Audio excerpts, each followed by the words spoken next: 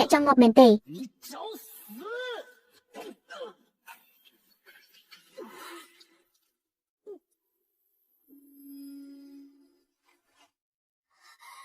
សៀវយីឈាមរបស់ខ្ញុំអាចហូបបាន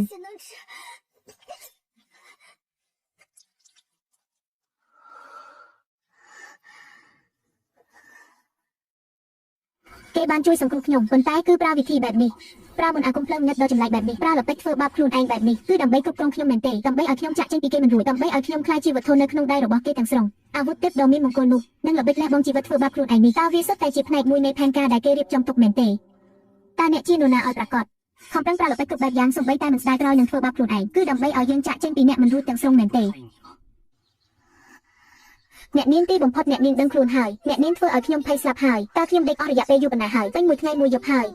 អ្នកនាងបាត់បង់ឈាមច្រើនពេកលោកគ្រូពេទ្យចាងមានប្រសាសន៍ថាបើសិនជាយឺតតែបន្តិចទៀតគឺអ្នកដឹងខ្លួនហើយផឹកថ្នាំទៅតើអ្នកជានរណា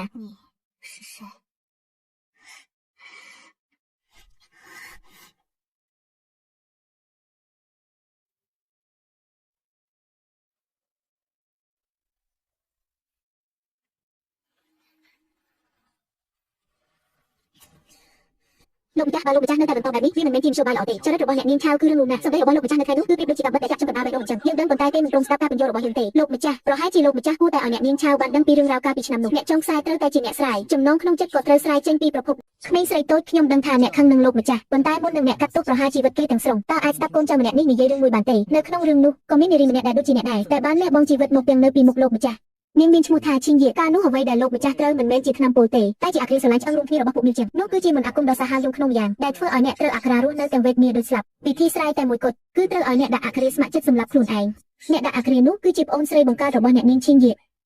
នាងបានបដូរសេចក្តីស្រឡាញ់ទៅជាការសង្សឹកហើយបានដាក់អក្ខរាលើលោកម្ចាស់ដើម្បីជួយសង្គ្រោះលោកម្ចាស់អ្នកនាងឈីងយាបានប្រើកាំបិតខ្លីដែលមានលាបថ្នាំពុលបញ្ចប់ជីវិតប្អូនស្រីបង្កើតរបស់ខ្លួនឯងហើយក៏បានប្រើកាំបិតខ្លីនោះបញ្ចប់ជីវិតខ្លួនឯងដែរនាងបានស្លាប់នៅក្នុងរង្វង់ដៃរបស់លោកម្ចាស់មុនពេលស្លាប់នាងបាននិយាយថាអាហ្វូខ្ញុំប្រើវិធីនេះដើម្បីជួយអ្នកតើអ្នកនឹងគិតថាខ្ញុំក៏កំពុងប្រើមន្តអាគមដើម្បីគ្រប់គ្រងអ្នកដែរទេចាប់តាំងពីពេលនោះមកអាប់ធ្មប់នឹងមន្តអាគមខ្មៅបានក្លាយជាបន្លាមួយនៅក្នុងចិត្តរបស់លោកម្ចាស់គាត់មិនមែនមិនជឿអ្នកនោះទេគឺគាត់មិនហ៊ានជឿជាក់ទៀតឡើយកញ្ញាឆាវខ្ញុំជាអ្នកនៅក្រោមបង្គាប់និយាយច្រើនពេកហើយលោកម្ចាស់ខ្សឹបទូបង្គំជាមន្ត្រីចាស់បានពិនិត្យយ៉ាងល្អិតល្អន់ហើយរបួសនៅខាងក្នុងរបស់កញ្ញាឆាវមានប្រវែងដល់ទៅ7ថ្នាក់ជ្រៅរហូតដល់មើលឃើញឆ្អឹងបើពិនិត្យមើលតាមមុំនៃមុខរបួសវាបណ្ដាលមកពីការចាក់សម្លាប់ដោយអាវុធមុតស្រួចយ៉ាងពិតប្រាកដប្រសិនបើខុសគ្នាតែមួយថ្នាក់ទៀតវានឹងប៉ះពាល់ដល់សរសៃឈាមបេះដូងសូម្បីតែទេវតាក៏ជួយមិនបានដែរចំណែកឯរបួសនៅត្រង់ក្តីវិញមុខរបួសមានសភាពពញញ៉ៃមិនស្មើគ្នាជាលិកានៅជុំវិញនោះរហែកយ៉ាងធ្ងន់ធ្ងរវាត្រូវបានអាដោយបង្ខំដោយប្រើវត្ថុមិនមុតច្បាស់ណាស់ថាវាធ្វើឡើងក្នុងស្ថានភាពអាសន្នដើម្បីជួយសង្គ្រោះមនុស្សទើបប្រើវិធីចុងក្រោយបែបនេះវាមិនមែនជាដើម្បីធ្វើបាបខ្លួនឯងដើម្បីឲ្យគេអាណិតទេអ្នកថយចេញទៅសិនចុះ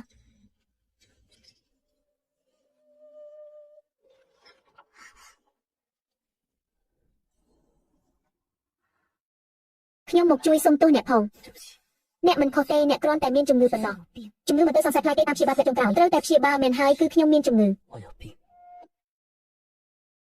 សៀវយូ